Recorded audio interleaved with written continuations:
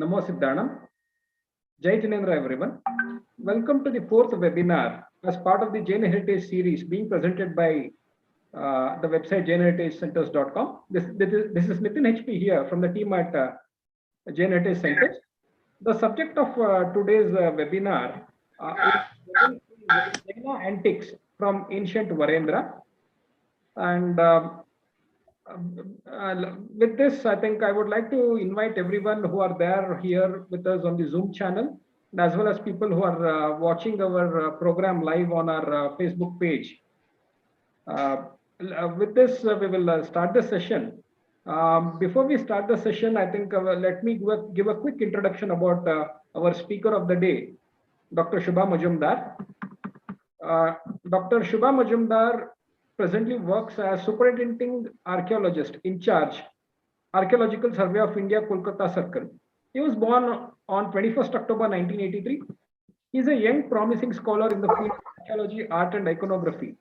He has obtained his master's degree from University of Calcutta in archaeology. Then he did his postgraduate diploma in archaeology from Institute of Archaeology, Archaeological Survey of India, New Delhi, and passed it in 2009. He has also qualified UGC JRF in 2009. He has completed his doctoral research works on Jainism in ancient Bengal, a study on its archaeology, art, and iconography from the Department of Archaeology, University of Calcutta. He has been credited for publishing more than 40 research papers on different aspects of art, iconography, and archaeology of Eastern and Central India in national and international journals. He has published one book on Jaina heritage of Chara and edited a book, Pratna Darpana, published by Anchalika Itihas Loka Sanskriti Charcha Kendra. He has actively participated and also conducted excavations and explorations in different parts of India. He received Professor Sudhir Ranjan Das Memorial Prize for the best paper entitled Rajgir, an epicenter of Jaina art tradition in Eastern India, an observation. It was presented at the 72nd session of Indian History Congress, Punjabi University, Patiala in 2011 in the section on archaeology. In 2015, he received Jaina Puratatva Prerana Award for his contribution in the field of Jaina art and archaeology in Eastern India from Sri Bharatavarshya Digambar Jaina Tirtha Samrakshani Mahasabha, New Delhi. And in 2018, he also received the Sanskriti Sanrakshya Award for the protection and conservation of the Jain heritage in Eastern India from Sri Bharatavarshya Digambar Jaina Tirtha Samrakshani Mahasabha, Ranchi branch. In 2020, he received the prestigious title of Puratatva Sanskriti Prabandhak from Sri Bharatavarshya Digambar Jaina Tirtha Samrakshani Mahasabha, New Delhi and Kolkata. It is an honor for all of us to have such an achiever in the field of Jaina heritage, archaeology, and iconography. And he's a person who has done extensive research in Bengal region on Jainism. And moreover, I think the subject of today's session is very interesting because the subject is nothing but Jaina Antiquities from ancient Varendra. In this session, we will be able to explore the Jaina heritage of Varendra. This is the region where the last Shrutakevali of Jainism, Acharya Bhadrabahu, was born. And Varendra was part of erstwhile North Bengal, now part of Bangladesh. With this, I will let Dr. Shubha Majumder sir take over the forum. Sir, over to you.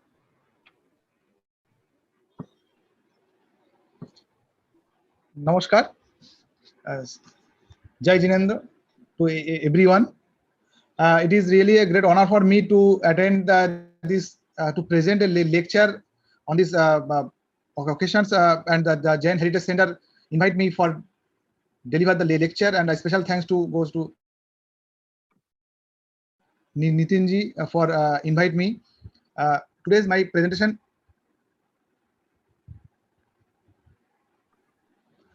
on Jain antiquities from ancient Varendra. Actually, during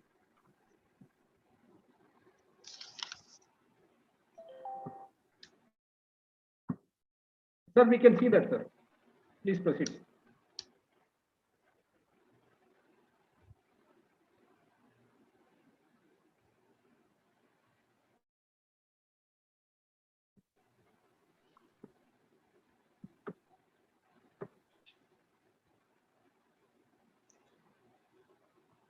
Actually, the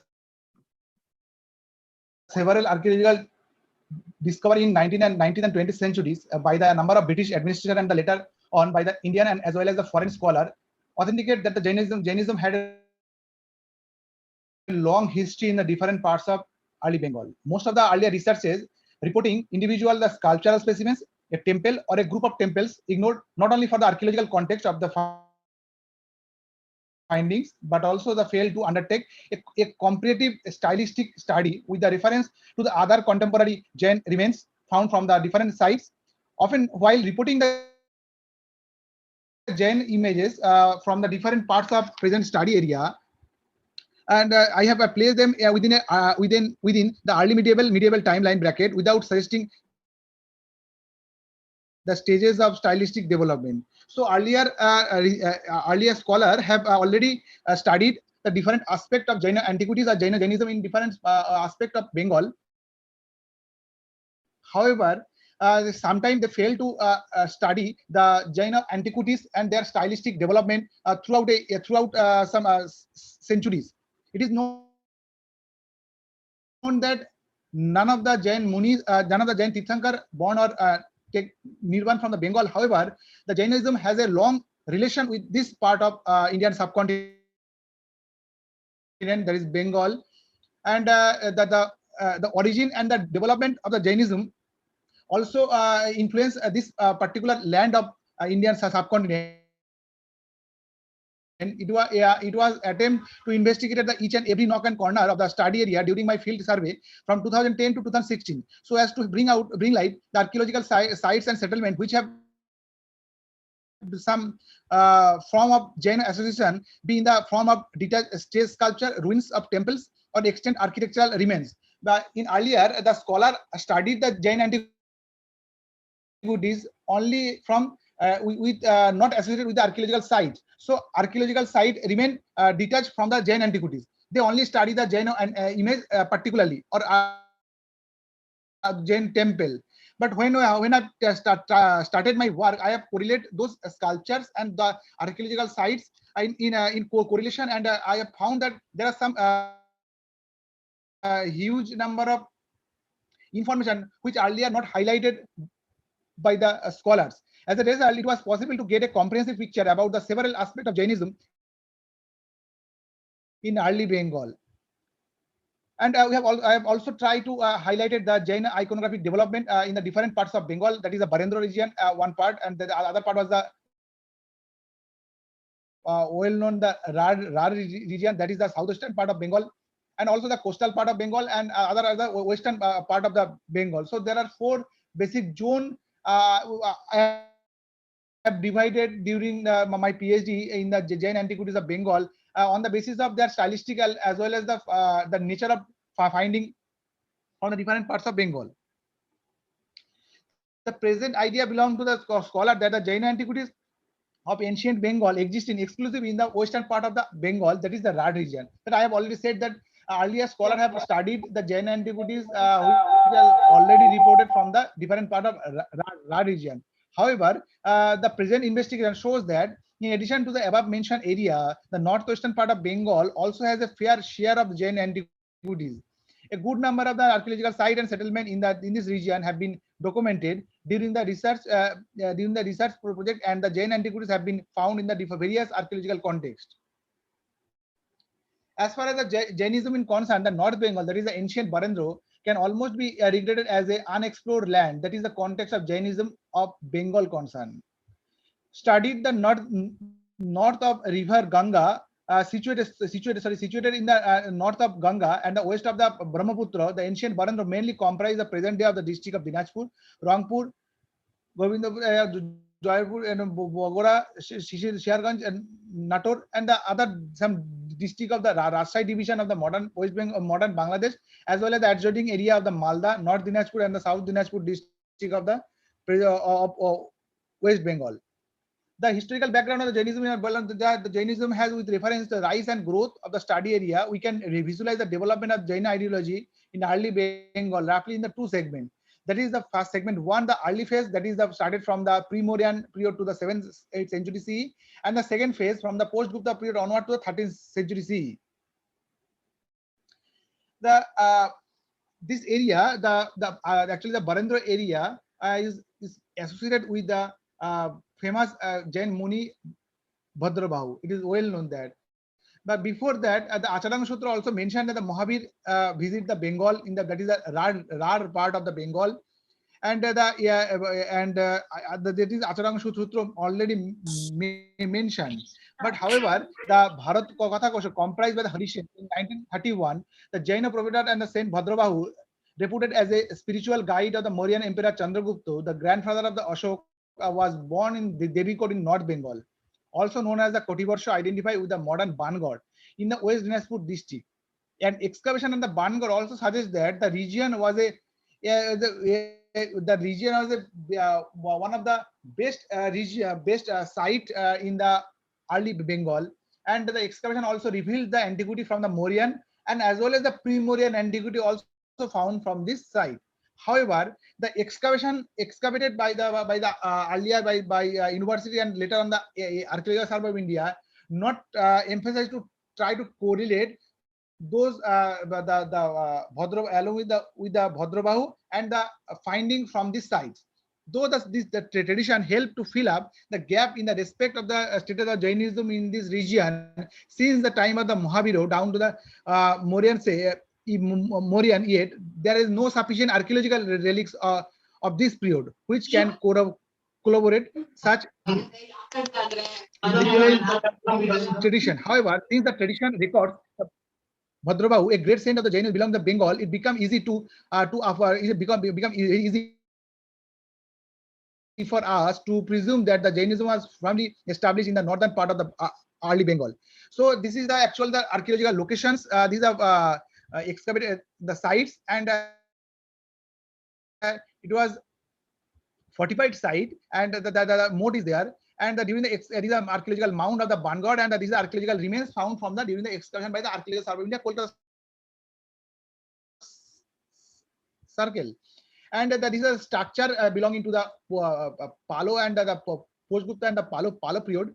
And we can found that though the Bhadrabahu is associated with the Mauryan contemporary period, but the site was survived up to the early medieval period. So a continuous settlement is there, and but unfortunate that the excavation not reveal any type of the Jain antiquities associated with this related with the Jainism. But however, the structure was exposed, and different. This was the earlier excavation. This type of the structure was excavated and exposed during the pre-independence excavation at the site Bangor, and the Bangor is closely associated with the Bhadrabahu. So it is understand from this evidence that the Jainism had very early association with the Bengal from the time of the Mauryan period. However, we have very limited number of archaeological remains from that period, and but we have a huge number of the archaeological remains found from the post-Gupta period onward up to the early medieval period. So actually the Jainism was reached its climax during the post-Gupta to the 13th century in a different part of Bengal, not only in the Radi region, that is the Purulia and Bankura district. However, in the North Bengal, that is the Varendra region, Jainism also reached climax during this post-Gupta period onwards, and the sculptural elements found from the different part of this various district also support this assumption or theories. There are other some information archaeological textual reference that the Kalpasutra also mentioned that the Godasha, a disciple of the Bhadrabahu, founded a school named after himself at the Godasha Gano. In the course of time, this school was divided into the 4 shakas, and the branches are known as Tamnalitya, Kotivarsha, Pundavardhani, and Karvartya. So the 2 shakas, Kotivarsha and Pundavardhani, also associated with the northern part of Bengal, that is the Varendra region. So after the Bhadrabahu, it also the textual reference also highlighted that Jainism still survived strongly in the northern part of Bengal, and after division, the 4 shakas, among the 4 shakas, the 2 shakas, major 2 shakas belonging to the northern part of Bengal.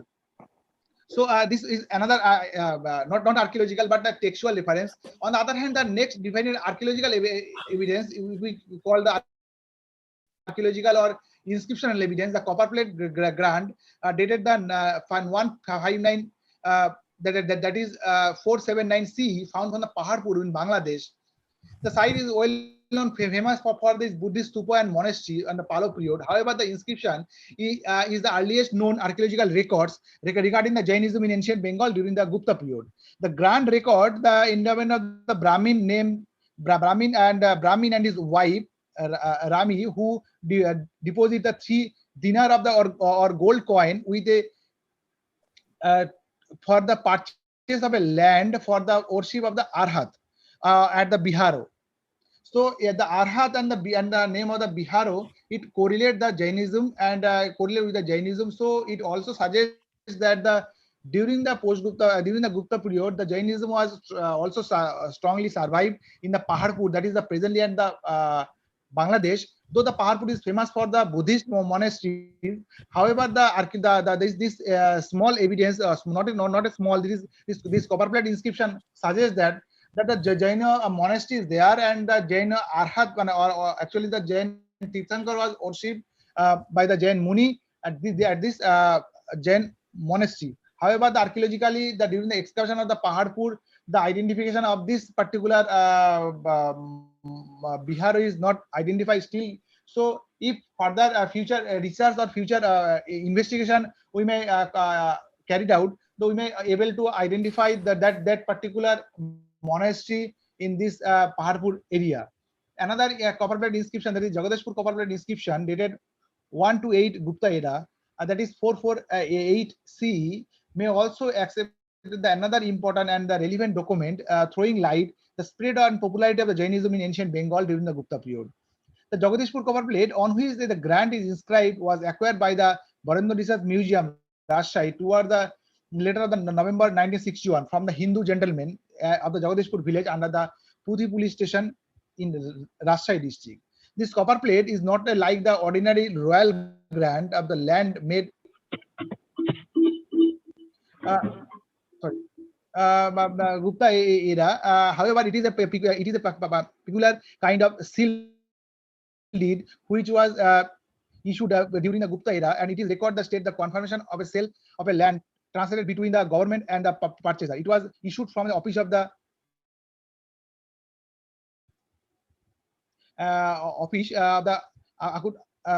this type of the land, and this Bihar referred to in passage has been taken by the DC Sarkar as a Buddhist monastery, while a Siddhanta suggests that the Jain affiliation. Siddhanta settled statement regarding the Bihar is the acceptable, and there is some research behind this assumption. Firstly, the Bihar was built in the Bhagavan Arhatan. DC Sarkar failed to explain the use of the plural number in the formation of the word Arhat, and took it expression as a Gauradevo. However, if the word Arhat is taken to refer as a Tirthankar, then the reason was used for popular number can easily be obtained as a Jaina recognition with a 24 Tirthankar. UP Shah has pointed out that though the term Arhat was used both in the Buddhist and Jain in later period, is exclusively denote the Jaina Tirthankar. So the Jagadeshpur copper plate also suggests that the Jainism was also flourished during the Gupta period, and the 3 donors of the Jagadeshpur record who made the grant in favor of the appropriate Biharika and Devakulo were Kutumbini or the agricultural householder. Of them, there is some other details of this inscription found from this and from these inscriptions. There are other some land grant and land for formation we can also highlight it from this Jagadeshpur copper plate inscription. And if we from the discoveries of the Jaina Antiquities, we can clearly divided the total undivided Bengal in 4 zones. That is zone 1, the eastern fringe area of the Chotanagpur Plateau, covering the present district of the Purulia, Bankura, western part of the Bardhaman, West Medinapur, that is the region comprising the ancient Suamo and Rado. The zone 2, the coastal region or the littoral or the active delta zone, including the immediate hinterland area covering the modern district of East Medinapur, north and south 20 Pargona, Howrah, Hooghly, and some part of the southeastern Bardhaman, that is the region comprising the Rado Mandalo, Dakshin Rado, or Dandabhukti. The zone 3, the sector along with the western bank of the Bhagirathi, including the Modakshi plain, covering the present district of Murshidabad, Birbhum, and the northeastern central part of the Bardhaman, that is the region include under the ancient Bardhamana Bhukti, Uttarado or Konkono Grama Bhukti, and the fourth one, the North Bengal, including that part of the Mahananda plain, comprising the modern district of Darjeeling, Jalpaiguri, Coach Bihar, North and South Dinajpur, Malda, beside the district of Dinajpur and Rajshahi, the modern Bangladesh. This region is popularly known as Varendra, or apparently the ancient geopolitical unit known as Pundavardhan Bhukti. So in the present my lecture, I have highlighted about the zone 4, the 4 area, that is the North Bengal part. These are zone 1, zone 2, the map shows, and these are zone 3, zone 4, the Varendra region. And the map show, particularly the map shows about the Varendra region, that the extension of the region. And from this region, the archaeological antiquities related to the Jainism found not in huge number, but if we study the Jain antiquity from in general in Bengal, the northern part of the Bengal, that is the Varendra region, represent the early development of the Jain antiquities in Bengal, in terms of Bengal. The present image of the beautiful image of the Tirthankar Rishabhnath, found from the Shohar near the Rajshahi, now in the collection of the Varendra Research Society Museum, Rajshahi, Bangladesh. Though the present image is a beautiful and marvelous series of image among the Jain antiquities of the Bengal. This is the Chaubishi type Tirthankara image of the Rishabhnath, and the back slab of the 20 of the Geno contain the depiction of the 24 Tirthankara, and thus in the center the Tirthankara Rishabhnath seated in Dhyana Mudra posture with Jata Mukuto, and the 2 Chori bearers accompany this Tirthankara. And the back slab, it is clearly indicate the presence of a temple. So the Jain architecture also, we can found the Jain architecture of this region from this sculpture. The back slab of the image shows that this is a Shikhara type temple, and inside the temple there is the Arhat or the Tirthankara seated in Dhyana Mudra posture, and below this seat a Dharma Chakra is depicted, and just below the Dharma Chakra the bull and the donor of the image is depicted. The bull is the lanchan of the Tirthankara, and the 24 Tirthankara we have depicted in the back slab. They also seated in the miniature shrine, inside the miniature shrine.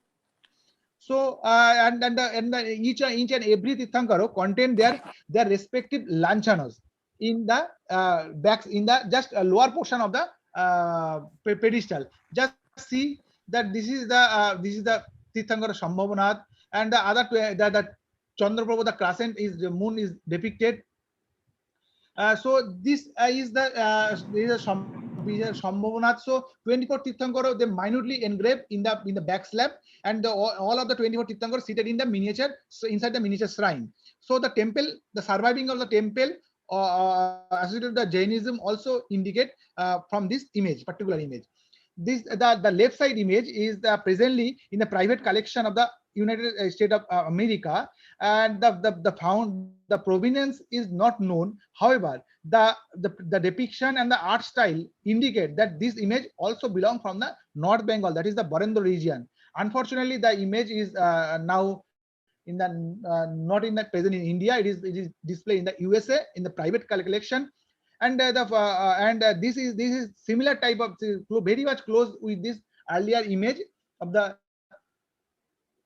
Rajshahi image of the Rishabhnath. This is also the image of Tirthankara Rishabhnath, and the Tirthankara seated in the Dhyana Mudra postures with the Jata Juto, and the 24 miniature Tirthankara also engraved in the back slab, and they have also their respective lanchana in the pedestal, and the main center of the pedestal also contain the image of a bull, that is the lanchana of the Tirthankara, and the wheel, there is a Dharma Chakra depicted just back of the bull, and the donor of the image is also depicted just behind the bull.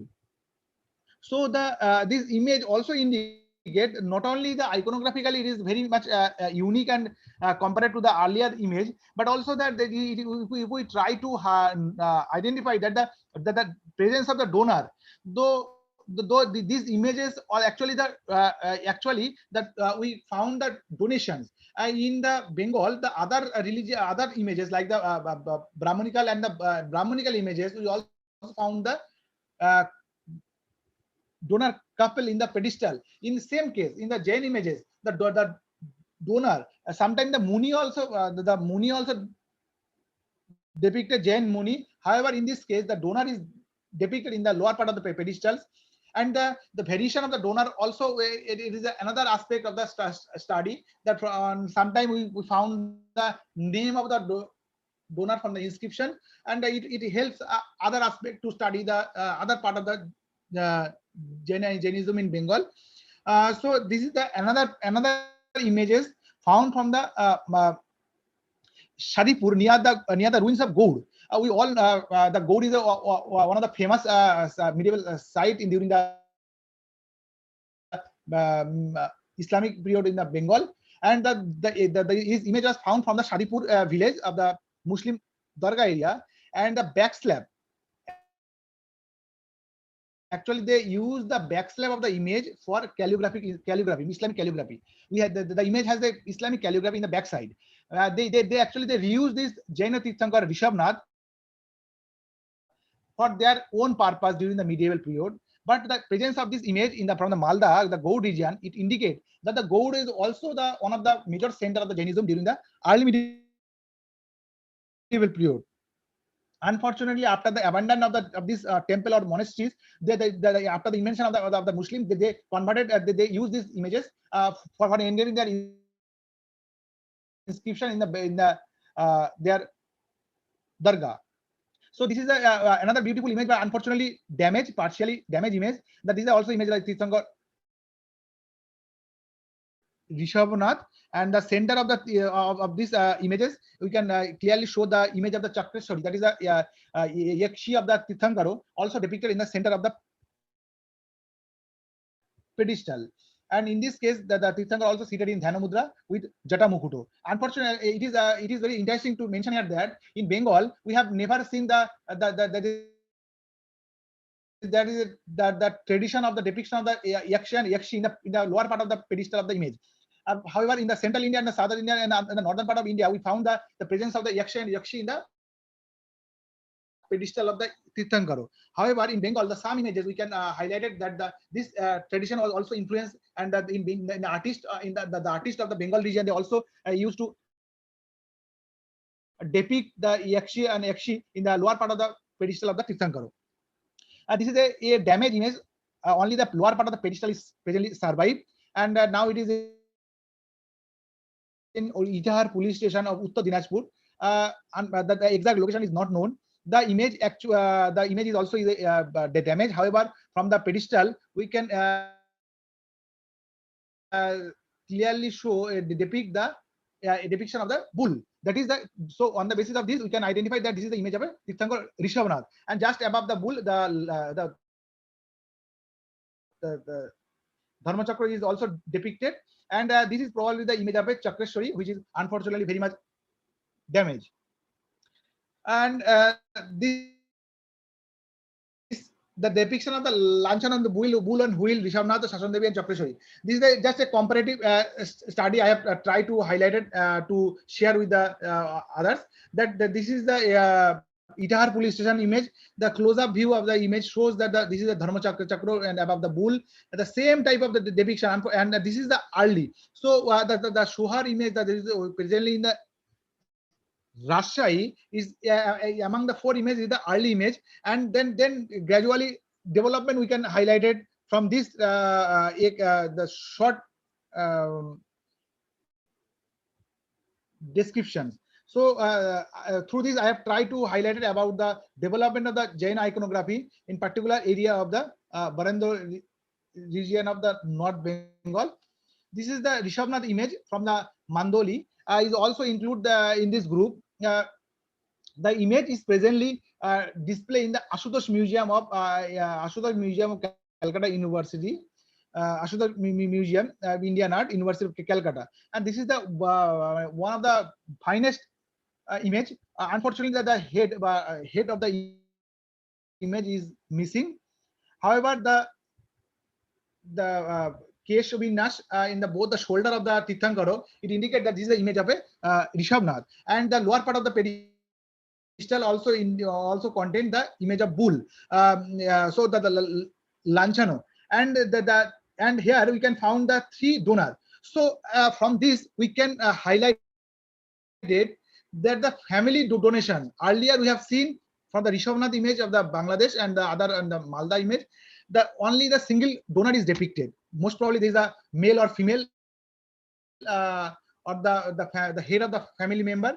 However, in this case, it shows that the family donations also depicted in the Jaina Antiquities, Jain Tirthankara images. So this is another aspect, and this is a beautiful engraved image of the Tirthankara Rishabhnath. The body portion, the proportion of the body and the body structure also shows the polishing. That the typical Palo school of art. We can say that this is a Palo school of art evidence, and in these images, in both the part of the both the back slab, both the side of the back slab, the Navagraha of the Ashtagraha is depicted. The close-up view of the Ashtagraha in this side, the four graha was depicted, and in the side the four no, so sorry, these are Navagraha, not only for Ashtagraha, the Navagraha, the Ketu is also depicted here. And very interesting that in the just below the Rahu, this image is actually the Ganesha. So Ganesh was also accepted and depicted in the Jaina images during this period, and just below the Rahu, they depicted the figure of the Ganesha. This is another important aspect of the Jain iconography in Bengal. And this is a wonderful image of the Rishabhnath, another of the Tirthankara Rishabhnath image from the Behula in the Dinajpur, and presently in the Dinajpur Museum of the Bangladesh. And this is also the Chobishi type image, and both the back slab of the image contain the 24 Tirthankara, and just below and the center of the pedestal, the bull is depicted, and just below the bull, the image of a Chakrashwari, the Shashanati Devi of the image is engraved, and above the head, here is also the depiction of a the Ashtadikpal. So earlier we found the Navagraha, and here we found the Ashtadikpal was depicted in the above of the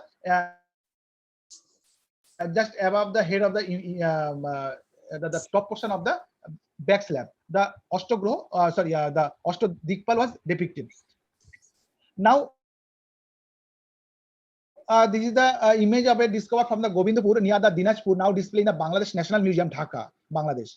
And this is the image of a Chandraprabhu. Here also we can found the depiction of the Yakshi and the crescent moon just left side of the Yakshi, and Navagraha and the Navagraha was depicted, and just the right side of the Yakshi, the donor, the Chacha Devo is engraved in this particular area, and this image was most probably the image of a donor depicted here, and the 24 Tirthankara also depicted in both the side of the back slab, and the close-up view, the Navagraha, for starting from the Surya, Chandra, Mangal, Budh, Brihaspati, Shukra, Shani, Rahu, and Ketu. Ketu was depicted. So in the North Bengal, we can highlighted that the most of the sculpture containing the depiction of the Graha in the Navagraha. However, in the Rar region, we can found that most of the sculpture contain the depiction of the Ashtagraha. So the Ketu is most depicted much in the North Bengal rather than Rar Bengal. This is the image of Shantinath, the deer, both two deer. The depiction of the double cognizance also found in the part of this ancient Varendra region. If we try to understand the depiction of the double cognizance, it highlighted that from the Rajgir region, from the 4th, 5th century, the Sonbhandar cave contains some images of Jain Tirthankar and where we can found that the depiction of the double cognizance. And in this part of the Bengal, that is the Varendra region, some image also contain the depiction of the double cognizance. And in this case, we can think that the traditions of the Rajgir art center, the Jain art center, also influenced this part of the Bengal. The close-up view also depicted the Navagraha and the center of the image, that the Yakshi, and the 24 Tirthankara was depicted in both the side of the Tirthankara. This is the one of the finest example found from the all over India, all over from Bengal. This is the image of beautiful image of Parshvanath, and the backslab of the image is depicted a narrative scene that during the time of the Parshvanath, when he was try to started his uh, um,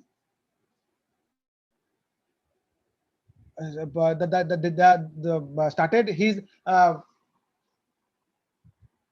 in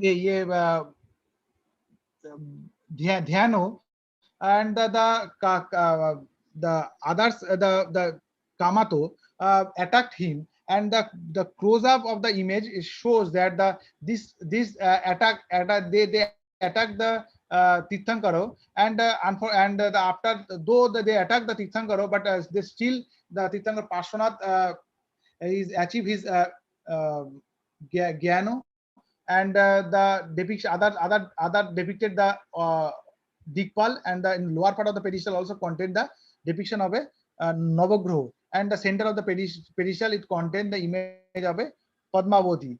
That is the Yakshi of the Tirthankara. We can say just a close up view that shows the snakehood above the head of the Padmavati.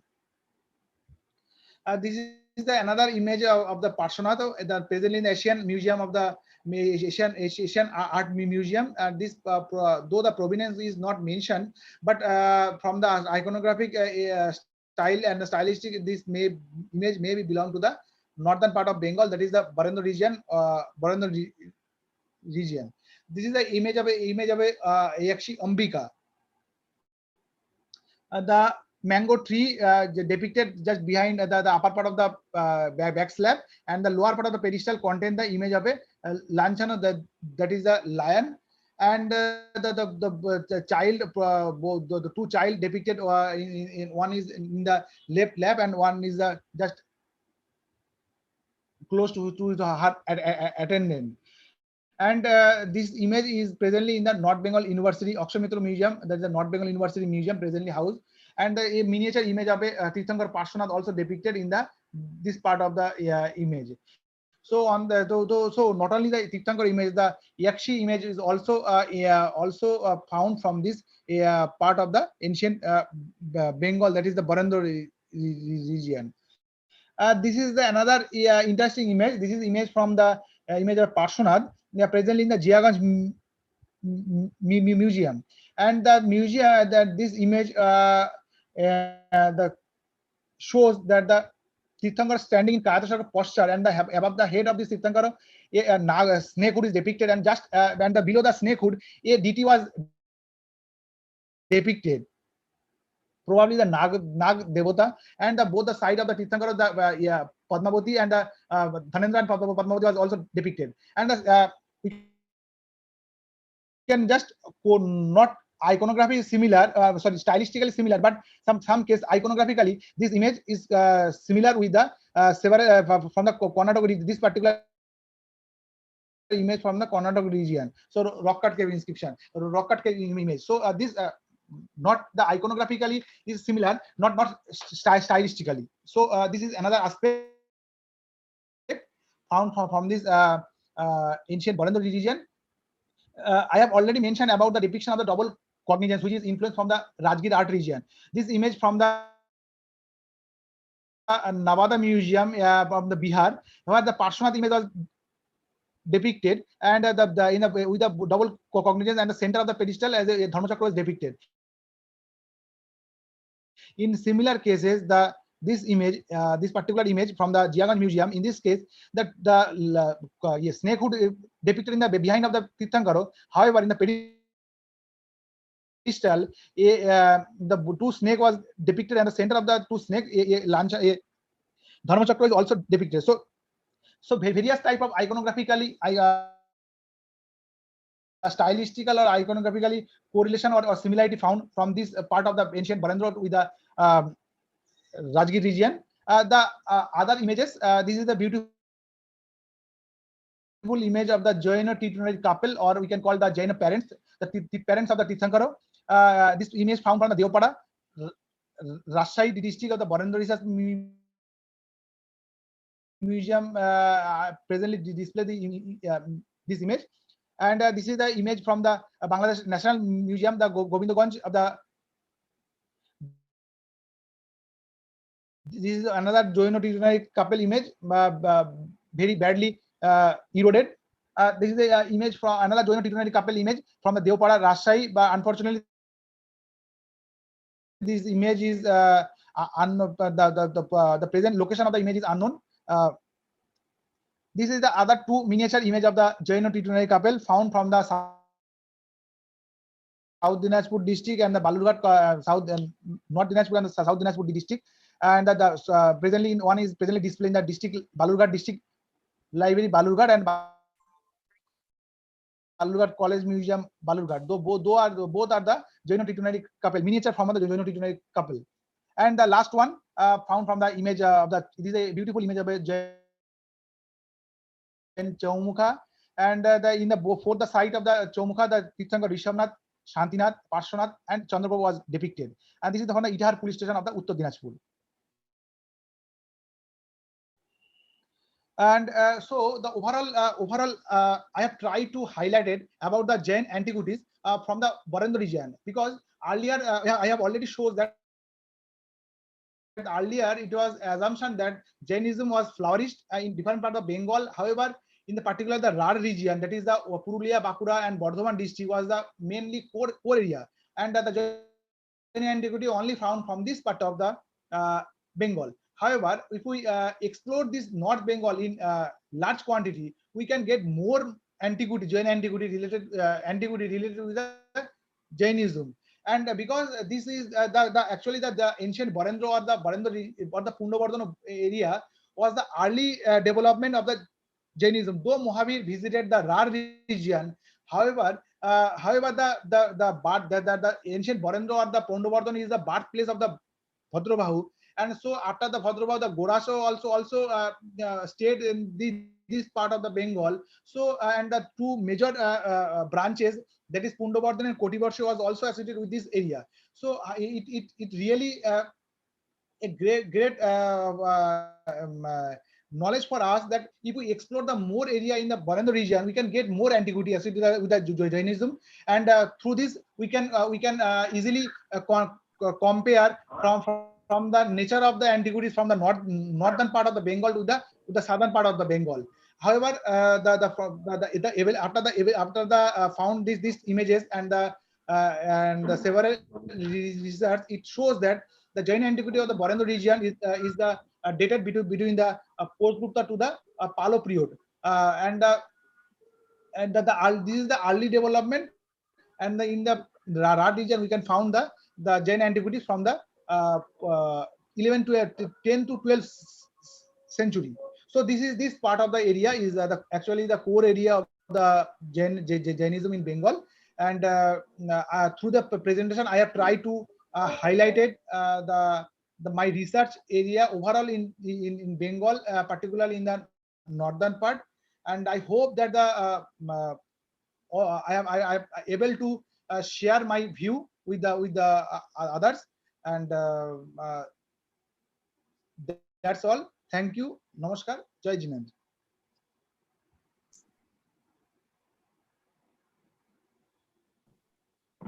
Shubha Majumder sir, thank you so much. I think it was a very enlightening uh, lecture, I would say.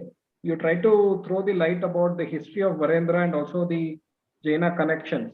So some very interesting questions over here.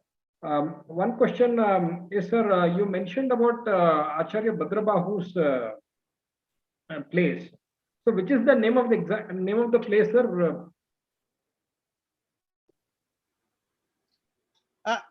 Actually, the site, archaeological site, if we try to correlate the antiquity of the Bhadrabahu, Acharya Bhadrabahu, then we can easily identify the site as Bangor, which is one of the most important site in North Bengal, and the antiquity of the Bangor also goes back to the pre-Mauryan period. So it indicates that this site has some instance associated with the Bhadrabahu or contemporary to the. Got it, sir. Sir, one other thing which you mentioned, I think about Kamata's Upasarga, Kamatopasarga thing. What you mentioned, the idol at Jiaganj, which represents the Karnataka region, I think that actually is similar to Kalagumalai region. A similar kind of carving is also Kalagumalai in Tamil Nadu, sir. What the other image you compared. Okay. And a similar thing we also find in one of the other rock cut images in, I think, Madurai region. I should say these are the only three unique Kamatopasarga Parshnath idol where Dharnendra Dev is above the head of the Parshnath Tirthankar. I think very unique thing, sir. And then we have someone from the ancient Jainism group. I think we would like to request you to kindly switch on your mic and as well as your video while you're speaking. I think only people who have switch on their video are allowed to speak. Hello, good evening, sir. Can you please switch on your video, Saurabhji? Sorry, sir. Sir, kindly switch on your video because we're on a live stream. Kindly switch on your video. Sir, actually, I'm facing some network issues. Okay, please go ahead with your question. Sir, my question was, you mentioned about something from the Mauryan period, Jain antiquities from the Mauryan period in Bengal. But we know as a matter of fact that most of the Jain antiquities in eastern India from the Mauryan period are, for example, the Lohanipur torso or the Chauza Horde images. They are mostly from what is today present-day Bihar state of India. So do we find antiquities related to Mauryan period, specifically Mauryan period, maybe having some Mauryan features like the Mauryan polish or something from Bengal, from the Varendra region or maybe the Rad region? And also, what about after that, before the Gupta era begins? Do we find Jain antiquities? That is it. Actually, Jain, I have mentioned that the Jain and the textual reference indicate that Jainism was survived in the different part of Bengal during the Mauryan up to the Gupta period. However, it is unfortunate that we have found very limited number of the archaeological evidence, like the two cover plate from the Bangladesh, which indirectly indicate that the presence of the Jainism. On the other hand, from the Mongol court excavation, it is from the Bardhaman district. Now in Purbo Bardhaman, the excavation revealed one ceiling data from the Kushana level. It depicts the depiction of a Noigamesh. And another aspect, the one terracotta flag discovered from the Farakka region, presently kept in the West Bengal State Archaeological Museum, Behala. It also has some stylistical similarity with the Shunga period. So there are some archaeological remains found associated with the Shunga, Kushana, but not in large number like the Bihar found from the Lohanipur or other aspect. But the textual reference mentioned about the presence of Jainism in Bengal, like the Bhadrabahu, presence of the Bhadrabahu, the Acharya Sutra also mentioned the presence of the Gorasho and with his four shakas, and the other Tamilito, the Huangshan also mentioned about the Jain and Munis in the Tamilito region. So the Jainism is there, but unfortunate that we have very limited number of the archaeological remains about the pre-Gupta or before the Gupta era. Sir, one other, thank you, sir. Sir, one other interesting thing which I noted here, in the pedestal of some of the idols, we find the human figures over there as part of the pedestal, I think, which is very unique to Bengal region. Because since you have studied archaeology across, actually, this is the this is actually the figure of the donor.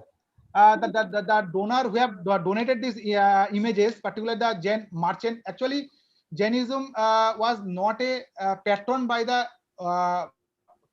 royal patron in the Bengal.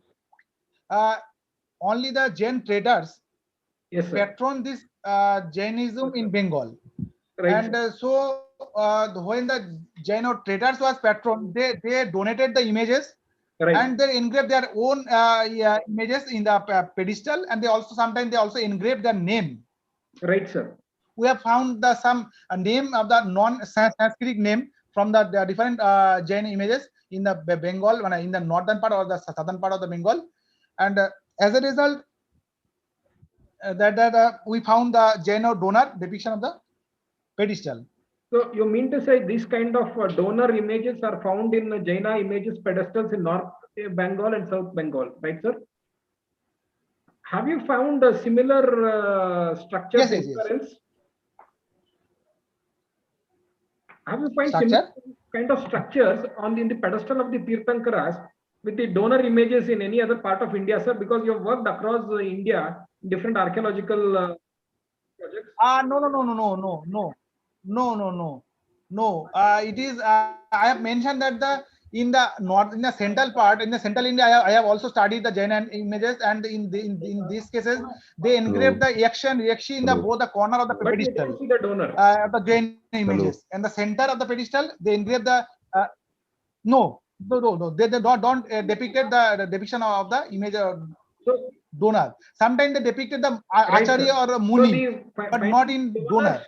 In as part Bengal, we of, found that in the yes, sir. So having donors as part of the idol's pedestal is a very unique feature of North Bengal and South Bengal sculptures. yes. It indicates that the actually it indicates that the Jainism was patroned by the but not the royal but the Right, sir. traders. So as a result, they depicted their own images or own in the lower part of the pedestal. Right, sir. Right, sir. I think that is very This is an unique important of aspect its of kind the. which I could find. And sir, when you look at these, I mean, you have. I think this was just a representation of the richness of the Jain heritage in Varendra region. Whereas, if we look at the actual thing, when you have studied in that region, what do you think is the other total number of Jaina sites in Varendra region that are there, sir? Actually, in Bengal, most of the cases, the Jain idol was presently worshipped as a Brahmanical idol. So it is very unfortunate to identify Right. those idol because they put the shadi over the images, and these are very sentiment issues with them. When I have explored the area, I have understand that this is the image of the Jain image, but unfortunately, I have taken the photographs or other issues due to their sentiment because they worship the particular idol as a Brahmanical one. Actually, Right. after the decline of the decline, not in case of decline, after the Jain traders, the patronage received from the Jain traders when gradually decline, Right. then the lower class of the public who have actually accepted the Jainism, they then not converted, then they also accept the other Right. religion. Right. And unfortunately they converted these images as a Brahmanical deity, and the still worship is the deity. That the Malda Museum specimen shown that Right. the image was reused by the Islamic period as a for the engraving their calligraphic inscriptions in the Yes. mosque. Sir, one question from Rupendra Ji Chattopadhyay. Yes, Sir, yes, I would like to request you to kindly. yes. Hello, could you hear me? Yes, sir. Yes. Actually, it's a very illustrated lecture by Shubha Majumder, Dr. Shubha Majumder. I'm really impressed by his iconographic detail of the images and some other reconstruction in and around North Bengal.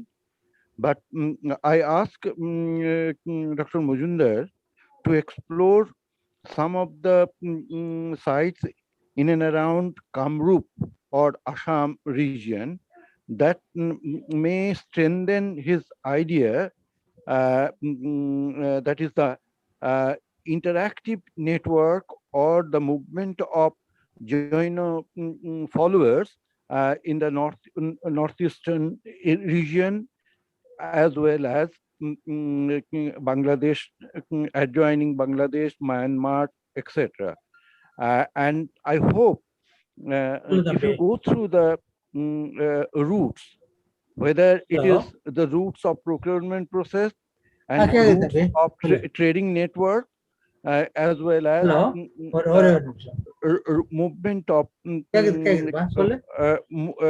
movement of Jaina followers from Bihar to northeastern frontiers, as well as Bangladesh, that is possibly from Bangalore region, that is North Bengal region. So one may highlight the interactive network between Bihar and this part in a very specific way. This is one thing. Second thing is, it is not only the donors or the munis, the while followers of Jaina and the communities or the social groups attached to the Jaina philosophy, that also played an important role so far as the rise and growth of Jainism in this part. So, for example, the contribution of Swaraj and the other metal workers in and around. And therefore, you may scrutinize the evidence from sub-Himalayan zone as a whole, including Sikkim, the distribution of metal workers and their involvement with the Jainism. This is my hunch. So it is my request to Dr. Majumder to do needful regarding the overall reconstruction of the rise and growth of Jainism. Is a very excellent paper and very meticulous study of iconoclastic art of Jainism in that area. Thank you. Sure, sir. Thank you, sir. I think that was very good piece of advice around what are the other areas where I think Shubha Majumdar sir could follow. I think he's already covered some of them, but he's restricted his discussion over here to Varendra region so that our main intent is to have an in-depth and extensive presentations by Shubha Majumdar sir. So that is the whole intent of restricting only to Varendra region today, I think. And sir, one couple of comments we have received. I think Narendra Parsanji has said very good presentation. I think very few people knew about this. Thank you. And there is one very interesting thing from question from Shubham from Kolhapur. Jaina sir, which type of stone is used for these antiquities, and what is the uniqueness of that stone? Because as we see, all the sculptures are very beautiful and with very intricate carvings. So what is the kind of stone used over here, sir? The stone was used as a quartzite or basalt. Okay, sir. Okay, sir. Seized variety stone and the sometimes the basalt, black basalt. Yes, yes, sir. And there is one more question from Dr. C.P. Usharani, madam, around where can we access information like this, madam. In fact, like what we are trying to do over here is the team at Genetics Centers, along with Shubha Majumdar sir and a few other people in the region, we have been working together towards putting together some framework around all of these details and trying to make it available on the website, our website. And also we are trying to have involve a few other archaeologists in the region who can also help us with furthermore details. And Shubha Majumdar sir and our team, we are closely coordinating in that regard. Thank you. Thank you, sir. Yep. So I think any other, if we do not have any other questions, I think. Yeah, I have a quick question, Nitin. Yes, sir. Narendra sir, I'll one moment, sir. Yeah. I'll put you on spotlight. Yes, sir. Please go ahead, sir. Excellent presentation. I totally enjoyed it. I've been to some of those parts, and I was in Bangladesh a few years ago, went to Paharpur, and during the war, they blew up a Buddhist monastery. And lo and behold, in that they found a Munisuvrat, a Jain Tirthankar's murti buried. Do you have any idea of that, Dr. Majumdar? The image, The buried the image. Munisuvrat idol, sir. That's what Narendra sir is asking. Sir, which is the place? Munisuvrat image. Paharpur. Paharpur. Yeah. The image is in display. Image has been kept at the, they made a very small museum. It's hardly about, I'd say 10 by 20, 10 by 10 maybe. And there are about 3 images of Jain Tirthankars. The only one that is somewhat intact and you can identify is Munisuvrat Swami. Sorry, sir, I am not not know about these images. I have tried to find out. Sure, sir. Sure. Yeah, please. Yeah. Yes, sir. Sorry. Thank you. Thank you, Narendra sir. I think, Excellent talk. Yeah, I think everyone have been. It's been a very great. I think we have Prasanna Kumar sir, who is also traveled extensively and one of the Jain heritage enthusiasts who has been actively involved in the conservation of Jain heritages in Karnataka. Sir, over to you. Nitin, you have mentioned about Padmavati holding umbrella over Dharnendra Yaksha and Parshvanath. Yes, sir. Same type of statue is there in somewhere in Madurai and Kelagumale you mentioned. Yes, sir. Same type of statue is there in Talakadu. Yes, sir. The photo of that was shown to Pujya Swamiji at Shonagula. Right. He mentioned about Mahapurana and he was so happy. Yeah. Same type idol is there in Talakadu also. Right. It was excavated by Dr. Krishnamurthy. Yes, He sir. has mentioned it. So Yes. I feel throughout India it is there. As you mentioned, it is in Madurai. Now it is in West Bengal, as Shubha Majumdar has mentioned. Right. It is in Karnataka near Talakadu also. I just wanted to mention You it. also find similar ones in Badami and Aihole and also at in Mulgunda. And if we also find a similar one, couple of them in Humbuja, and we also find them in other parts of quite a bit of parts of Tamil Nadu. But unique thing over here is, sir, the Ranendra holding above the head. I think that is very unique, which we Very find unique. Yes. very unique, which we find in two places in Tamil Nadu and one place at Jiaganj, which Shubha Majumdar sir showed it to us. Okay. One more question. Yes. Shubha Majumdar, he has mentioned that Chandragupta came from Bengal. Is it true? Somewhere he mentioned it. Sir, Shubha Majumdar ji, so what Prasanna Kumar sir is asking is, does Chandragupta Maurya originates from Bengal? No, no, no, No. no. There are connections to Bengal, but he does not originate from Bengal, is what Shubha Only Majumdar. Bhadrabahu Muni is from Bengal. North Bengal. Birthplace is Bhadrabahu Muni is from the Bengal. Yeah. okay. Okay. Thank you. Thank you, sir.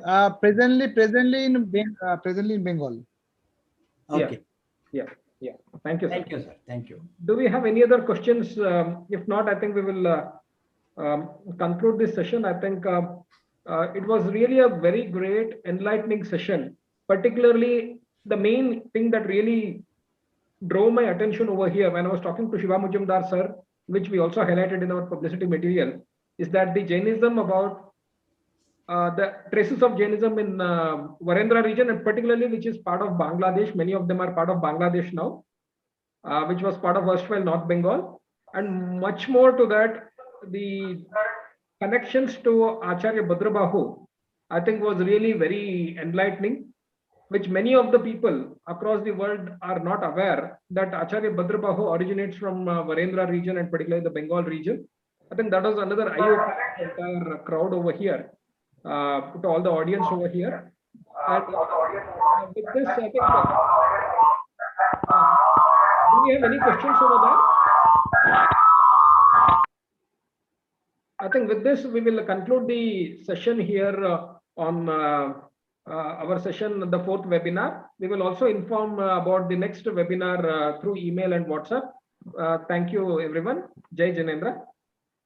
I think, so we have just stopped the live stream on Facebook. Now it is open to everyone. I think now it's an open forum, rather. That is what we do. wherein when we are on live stream, we make sure we are very formalized. I think now it's an open forum. Anyone with any questions, we are all open to questions, open to discussion over here.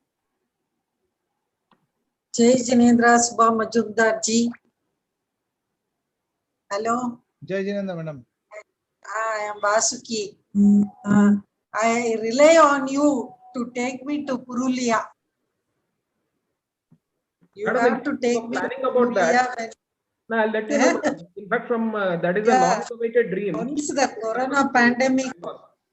Yes, madam. We have to. Once I have been up to the doorstep and returned back because nobody is there to guide us. No, we have Shubha Majumdar. Rely on him. I have been asking him all the time. Yes, madam. Thank you. Thank you. Thank you, madam. And it's a new message that Bhadrabahu ji is hailed from Varendra of Bengal. Right. That is a major revelation of this session is what I feel.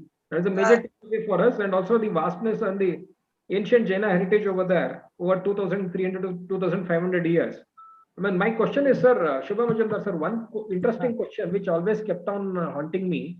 When Bhadrabahu ji, when such a great Acharya originated from this region around 2,300 years back, means to say Jainism would have been in much more glory before that. So do you think what was the period much before Bhadrabahu ji's arrival that Jainism existed in the region? Any idea, sir? No, in this case, we can just assumption, no, not any textual or others information we have, we have the text not mention about the before the Bhadrabahu or Mahavir came in the Ra region. So none of the text mention about the earlier connections about the Jainism. Right, sir.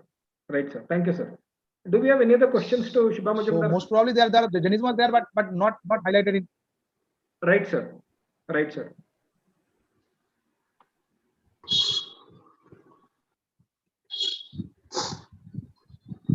I think, do we have any other questions? I think the forum is still open. Always. Surya, जरा मेरी unmute कर. Uncle ji, you are unmuted. Please speak. होने वाली है.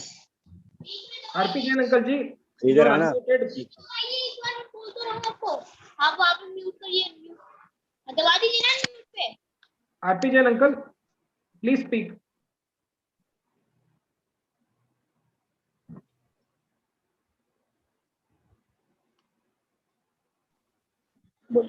Hello. Yeah, uncle. Jai Jinendra. Jai Jinendra uncle ji. Shubha ji, you are a blessing for me. It was in 1955, 1956. Jain businessman cum scholar Babu Chotelalji Saravgi mentioned in one of his speeches that Eastern India is full of Jain heritage and it needs to be explored. And for the first time, I've heard that Acharya Bhadrabahu comes from this region. I'm really delighted. And thanks to Nitinji, he is bringing to light for the Jain community what was virtually unheard of and unknown. Thanks to both of you for your contribution. Thank you. Thank you. We are also in the same boat, sir. I am from Ajit Das from Chennai. Sir, please switch on your video, sir. Sure. Probably the Tamil Nadu is also unknown to all Jains outside the border of Tamil Nadu. That is a prettiest thing, very pitiable. Not only Eastern India, the Tamil Nadu is unknown to Jains of India. Sir. Right, sir. Yes. Yes, sir. I think that is our main motto over here. Yes. We work in unison with a lot of researchers and scholars and like-minded people with the sole motive of focusing the unknown Jaina heritages along with the known Jaina heritages. That is the whole idea. I think thanks to Shubha Majumdar ji and as well as you, people like you, sir, and also one of my mentors, RP Jain uncle. I think people like you are our spirit towards getting this through, sir.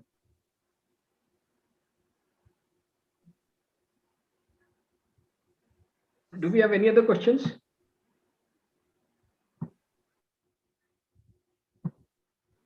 I think with this we will conclude the session. I think if there are no other questions or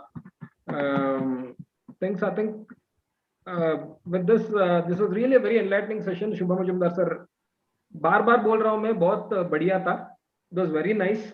I think it is such a privilege that you agreed to come over and speak over here at such a short notice. You know, like when it was just on a Friday night, I should say, that we spoke with Shubha Majumdar ji exactly 48 hours before this, exactly around this time, 8:15 to 8:30, and we decided to have a session.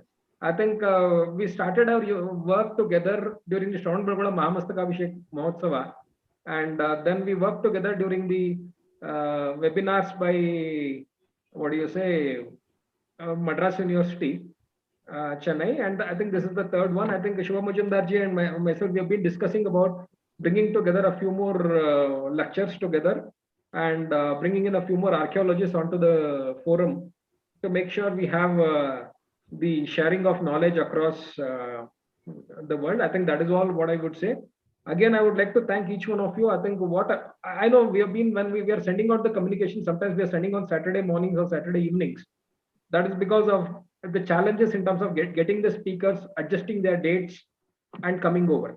That is always there. That is part of the organizational hassles. What I would request all of you is, most of you have my email ID, our email ID, info@jainheritagecenters.com, or you have my phone number. I'll just type it out over here in the chat window. And what I would request is, if you find any other speakers who are willing to come over and speak with us, and if you find we have to approach anyone, any part of the world, we are ready to approach them and make sure we are able to have them onto this forum so that we are able to share it. End of the day, when someone speaks over here, it is openly available on our Facebook page, and it will also be uploaded onto our YouTube channel. Whole intent over here is to make sure the Jaina heritage and archaeological evidences are made available to the world over. That is the whole intent over here. And I would request each one of you, if you find any other relevant speakers who can come over here, they're always welcome. It's more about focused research rather than superfluous research or superfluous presentations. That's the whole intent of this series. This will continue for a long. Maybe we might miss out one or Sundays because of some organizational issues. Otherwise, we'll try to make sure we can get together at least almost all the Sundays. And 7 p.m. is the time. The main intent of having it at 7 p.m. is, most of the Jains, after finishing their food in India, they can sit and listen to the session. And people from the US, United States, like Arvind Ora sir, and we had Sulek uncle today, we had Narendra Parsons sir. Many of them, like say, you know, like even they can come and join us. It will be early in the morning for them, around 8 or 9 or 10 in the morning. So that is the whole intent. Except for people in Australia, we are trying to cover people across all the time zones. Being a person from IT background, that is how I look at it. And coming from a IT and a marketing background, all we want to do is we want to market the Jaina concept. Apart from the presentations, academic presentations, it equally matters that we should also market them in a very corporate way. I think that is the whole intent. If you look at the quality we are trying to bring in a corporate way, we want to present and highlight Jainism and the Jain heritage. And it's solely focused only on Jainism and Jain heritage. And irrespective of the language, region, age group, and the nationality of individuals, end of the day, it's all about Jain heritage. That is the bottom line over here. With this, I think we will conclude this session. Do we have any other questions? I think please raise your hand or feel free to speak out. If not, we will end this session.